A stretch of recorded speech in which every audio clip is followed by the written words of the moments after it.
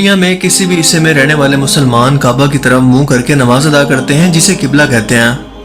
بہت سے لوگ اس کی حکمت نہیں جانتے کہ ایسا دراصل ہے کیوں، کیونکہ آج سے ہزاروں سال پہلے کا دور کوئی سائنسی دور نہیں تھا، اور نہ ہی آج کے زمانے کی طرح اس کی حکمت کو جاننے کے لیے کوئی سائنسی اعداد و شمار اور آلات موجود تھے۔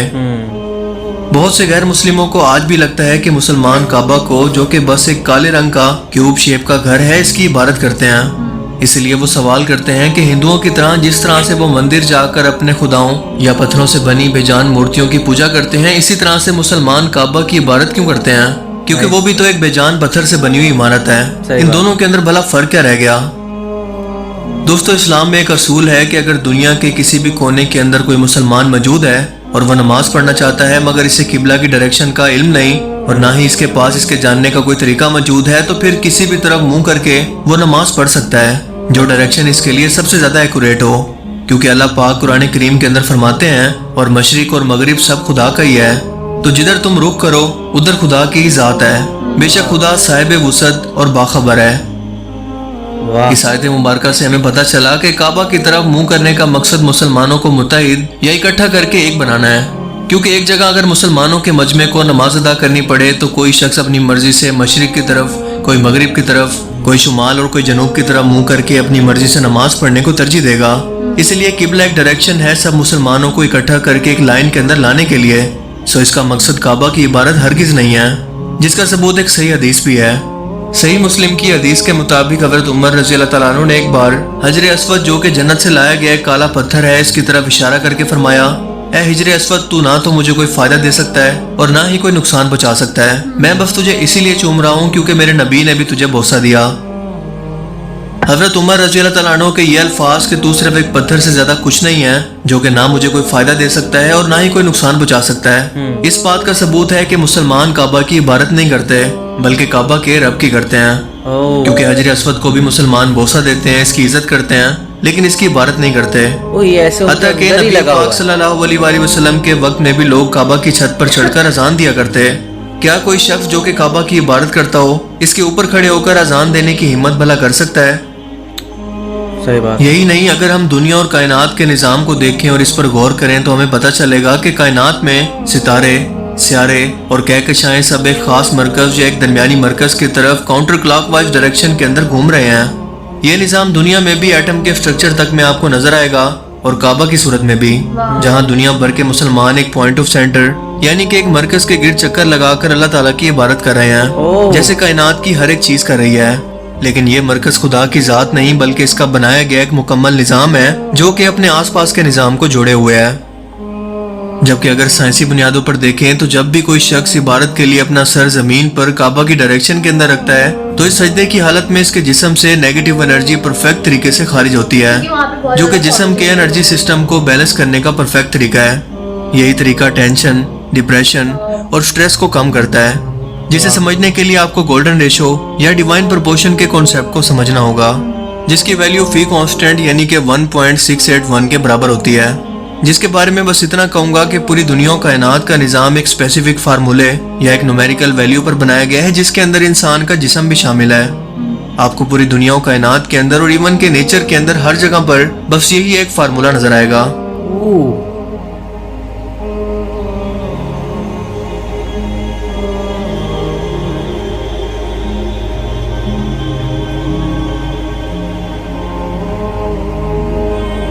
اور اگر یہ فارمولہ ہم زمین کے گلوب پر اپلائی کریں تو جواب آتا ہے مکہ شہر، یعنی زمین کا ایسا مقام جہاں پر سب سے زیادہ انرجک فیلڈ موجود ہے، اتنا زیادہ کہ یہ دنیا کے کسی اور کونے کے اندر موجود ہی نہیں ہو سکتا، حتیٰ کہ سیٹلائٹ سے دیکھنے پر بھی اس کو محسوس کیا جا سکتا ہے۔ ایسٹروناٹ بھی اس بات کا اعتراف کرتے ہیں کہ کعبہ سے ایک خاص قسم کا انرجک فیلڈ ہر وقت خارج ہوتا رہتا ہے، اور بطور مسلمان ہم یہ بات جانتے ہیں کہ کعبہ کی ڈائریکشن کے اوپر یعنی کہ 7 آسمانوں پر ایک اور کعبہ یا اللہ تعالیٰ کا گھر موجود ہے جسے بیت المعمور کہتے ہیں۔ روزانہ تقریباً 70,000 فرشتے اس کا طواف کرتے ہیں، اور جو ایک بار اپنی پوری زندگی کے اندر اس سعادت کو حاصل کر لے پھر اس فرشتے کی پوری زندگی کے اندر فرشتوں کی بے تحاشا تعداد کی وجہ سے اس کی باری کبھی نہیں آتی۔ یہ انرجی کیسے خارج ہوتی ہے اسے ایک بار پھر سے ایٹم کے سٹرکچر سے لے کر گلیکسیز کے سٹرکچر کو دیکھ کر ہم آسانی سے سمجھ سکتے ہیں، جس کے درمیان کے مرکز کے اندر سب سے زیادہ طاقت ہوتی ہے، और अपने इर्द गिर्द मौजूद बिखरे हुए ऑब्जेक्ट्स को अपने गिर्द घूमने पर मजबूर करता है। बिल्कुल हमारे सोलर सिस्टम में मौजूद सूरज की तरह, जिसके गिर्द सियारे जिसमें हमारी जमीन भी शामिल है, सूरज की पावरफुल ग्रेविटी फोर्स की वजह से इसके गिर्द घूम रहे हैं और सूरज जमीन की नेगेटिव एनर्जी को लेकर इसे पॉजिटिव एनर्जी दे रहा है ताकि जमीन पर जिंदगी का वजूद बाकी रह सके।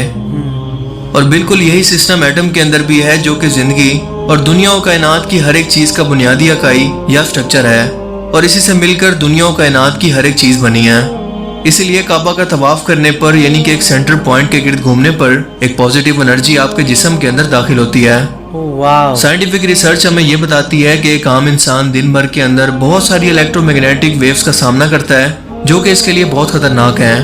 और सामने के दिमाग के हिस्से में दाखिल होकर डिप्रेशन, सर दर्द, सुस्ती और दिमागी तनाव या स्ट्रेस की वजह बन सकती है।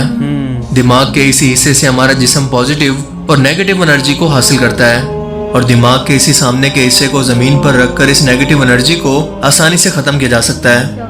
लेकिन ये प्रोसेस उस वक्त काफी बढ़ जाता है जब सबसे ज्यादा एनर्जी रखने वाले जमीनी हिस्से की तरफ ऐसा किया जाए, जो कि सिर्फ और सिर्फ काबा है। डॉक्टर एंड्रियोस न्यूज़बर्ग ने दिमाग की इन्हीं एक्टिविटीज को नमाज के दौरान नापने की कोशिश की तो वो ये जानकर हैरान रह गया कि नमाज के दौरान इस शख्स के दिमाग पर सीधा ये एनर्जी असरअंदाज हो रही है, जिसकी वजह से फ्रंटल लोब या दिमाग का सामने का हिस्सा उम्र गुजरने के साथ साथ सुकड़ता नहीं है, जिसका मतलब कि दिमाग के इस हिस्से के जिम्मे काम जो कि हैं पढ़ना लिखना और याददाश्त, वो भी मुतासिर नहीं होते और बुढ़ापे के अंदर भी आपकी याददाश्त को कमजोर होने से बचाकर आपको कुदरती तौर पर मेडिटेशन को फराहम करता है। क्या आप यकीन करेंगे कि आर्कियोलॉजिस्ट की तहकीक के मुताबिक बिलिस पत्थर, जो कि मक्का मुकरमा के अंदर मौजूद हैं, दुनिया के सबसे पुराने या कदीम पत्थर हैं। जब साइंटिस्ट ने यहाँ से सैंपल लेकर इकट्ठा किया तो पता चला कि ये जमीन की शुरुआत के वक्त या जमीन के बनने से भी पहले के पत्थर हैं, जो कि हमारे सोलर सिस्टम के अंदर कहीं पर मौजूद थे और जमीन के बनने की शुरुआत के वक्त जब एस्ट्रॉयड जमीन की सतह से टकरा रहे थे तब ये पत्थर इसी लोकेशन पर आकर गिरे। इसलिए आज भी काबा के 3 पत्थर के टुकड़े ब्रिटिश म्यूजियम के अंदर मौजूद हैं, क्योंकि साइंटिस्ट का मानना है कि ये पत्थर हमारे सोलर सिस्टम से कहीं से आए हैं, जिस वक्त जमीन का वजूद भी नहीं था। कमाल है। जमीन पर काबा की लोकेशन या लैटिट्यूड 21 डिग्री और 25 डिग्री है, लेकिन क्या आप यकीन करेंगे कि कुरान करीम के अंदर काबा को बयान करने की सूरत का नंबर भी 2125 ही है, जिसके अंदर अल्लाह पाक फरमाते हैं कि जब हमने खाना काबा को लोगों के जमा होने और अमन पाने की जगह मुकर्रर किया और हुक्म दिया कि जिस मकाम पर इब्राहिम खड़े हुए थे इसको नमाज की जगह बना लो, और इब्राहिम और इस्माइल को कहा कि तवाफ करने वालों और इत्तिकाफ करने वालों और रकू करने वालों और सजदा करने वालों के लिए मेरे घर को पाक साफ रखा करो। जबकि कोमा के बाद की वैल्यूज को अगर हम परसेंटेज के अंदर बदलें तो हमारे पास जवाब आता है 21.42, जिसे अगर कुरान करीम के अंदर तलाश करें तो दूसरी सूरत की आयत 142 के अंदर एक बार फिर से काबा का ही जिक्र है, जिसके अंदर अल्लाह पाक फरमाते हैं, अहमक लोग कहेंगे कि मुसलमान जिस किबले पर पहले से चले आते थे अब इससे क्यों मुंह फेर बैठे। तुम कह दो कि मशरिक और मगरिब सब खुदा का ही है और वो जिसको भी चाहता है सीधे रास्ते पर चलाता है। क्या ये सिर्फ मैथमेटिकली तौर पर महज इत्तफाक हो सकता है? अगर साइंटिफिकली तौर पर बात करें तो इसका चांस 10,000 में से सिर्फ एक बार मुमकिन है, लेकिन अल्लाह ताला की हिकमत से कुछ भी मुमकिन है। इसीलिए मुसलमानों को अल्लाह ताला की ज़ात का हर हुक्म बिना किसी सवाल और शक व शुबात के मानना चाहिए, क्योंकि इसके हर हुक्म के पीछे एक मसलियत और हिकमत जरूर होती है जो कि आसानी से समझ नहीं आती। इसीलिए तो अल्लाह पाक फरमाते हैं कि वही लोग दुनिया और आखिरत के अंदर कामयाब हुए जो देखी और अनदेखी दोनों चीजों पर ईमान लाए जिसका खुदा ने हुक्म दिया,